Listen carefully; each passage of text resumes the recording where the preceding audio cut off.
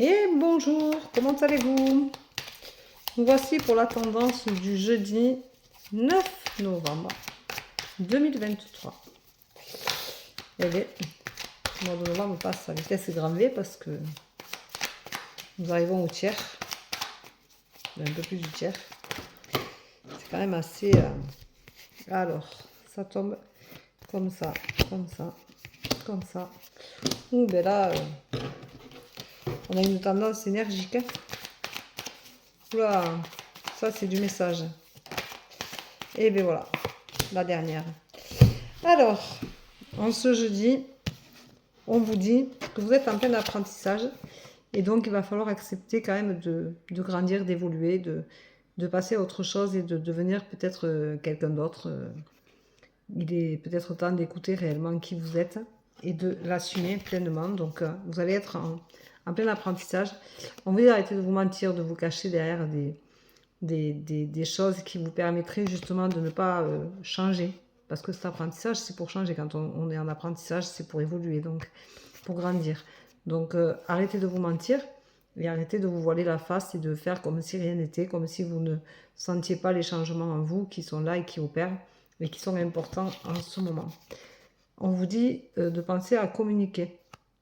Alors vous pouvez peut-être demander de l'aide à l'univers, vous pouvez lui écrire une lettre, vous pouvez demander à vos guides, à vos anges gardiens de vous protéger, de vous aider à évoluer justement, à accepter cet apprentissage-là et à arrêter de vous mentir, donc à vous aider peut-être à accepter plus facilement les choses.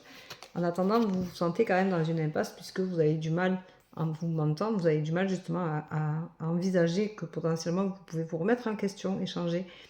Se remettre en question, c'est important parce que ça veut dire que on peut aussi enlever certaines craintes, certaines décisions qui sont négatives. On peut peut-être les envelopper d'amour et justement changer pour quelque chose de positif.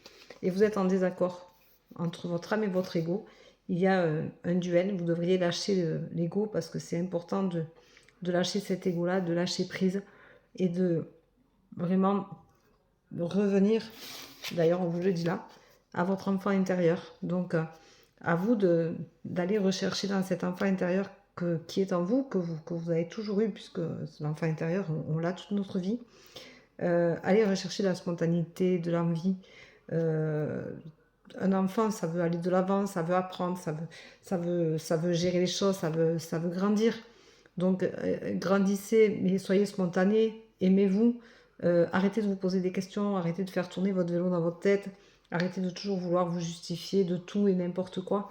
Vous n'avez pas à vous justifier pour vous-même et il n'y a que l'ego qui demande à ce qu'on se justifie, il n'y a que l'ego qui nous fait réfléchir avec des doutes, en se posant des questions qui servent à rien et qui nous bloquent au bout du compte.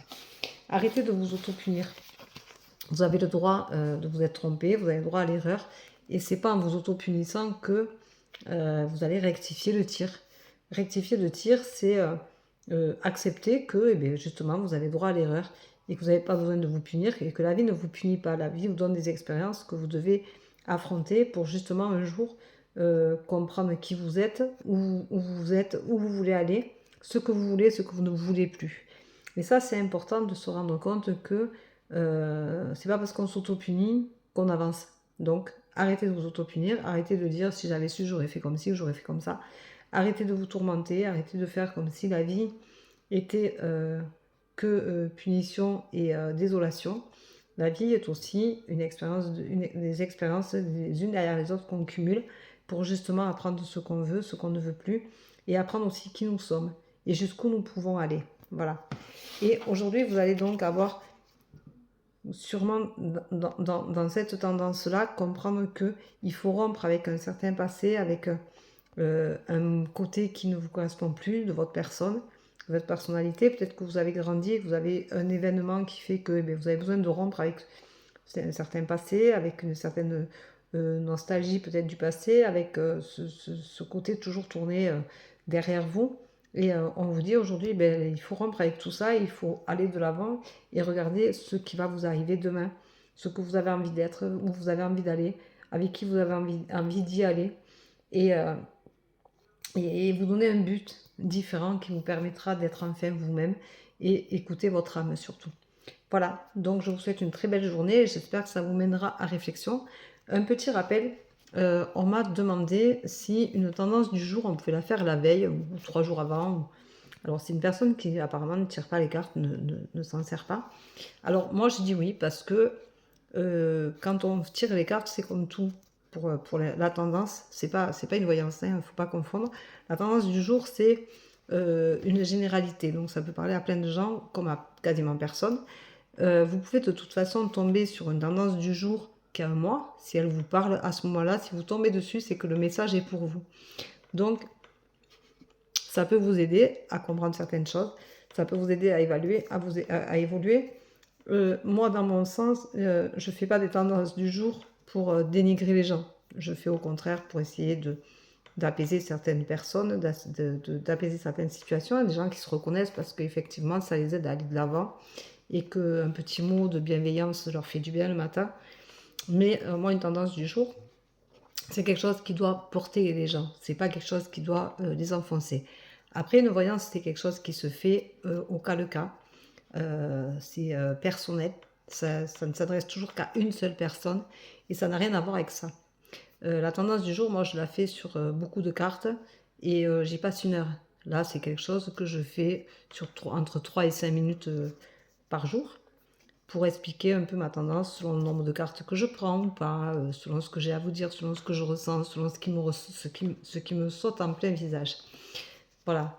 Donc, ça n'a rien à voir. Mais c'était intéressant de pouvoir en discuter avec quelqu'un qui s'est intéressé à la tendance du jour, à savoir si on peut la faire plusieurs jours avant ou pas. Donc, je dis oui parce que la tendance du jour que j'ai faite là maintenant, vous pourrez peut-être, quelqu'un la regardera peut-être dans 3 semaines et ça lui parlera parce que ce sera le message du moment que cette personne-là devra entendre. Voilà. Donc, je vous souhaite une très belle journée. Je vous embrasse. Je vous dis à demain et prenez soin de vous. Bye bye.